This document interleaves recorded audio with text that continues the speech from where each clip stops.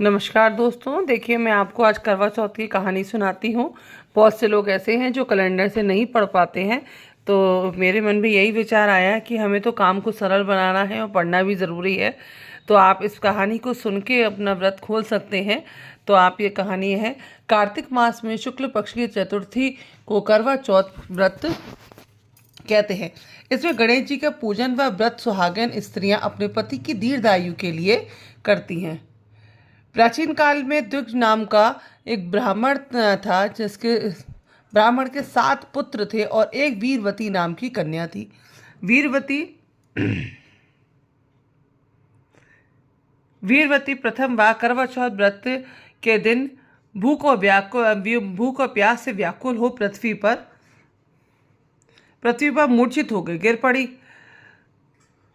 तब सब भाई यह देखकर रोने लगे और जल से मुंह धुलाकर और एक भाई वट के वृक्ष पर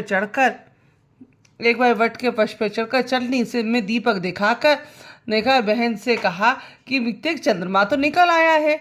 इस अग्नि रूप को चंद्रमा समझकर उसने दुख छोड़ वह चंद्रमा को अर्घ देकर भोजन के लिए बैठी। जैसे ही बैठी उसके पहले कोरे में तो बाल निकल आया और दूसरे कोरे में छींक आ गई और तीसरे कोरे में ससुराल से बुलावा भी आ गया। ससुराल में उसने देखा कि उसका पति मरा पड़ा है। संयोग से वहां इंद्राणी आई और उन्हें देखकर विलाप करते हुए वीरवती बोली कि हे माँ, ये किस अपराध का मुझे फल मिल रहा है। प्रार्थना करते हुए बोली कि मेरे पति को जिंदा कर दो। इंद्राणी ने कहा कि तुमसे करवा चौथ व्रत बिना चंद्रोदय के अर्घ दिए खोल लिया है, उसी का से ये हुआ है।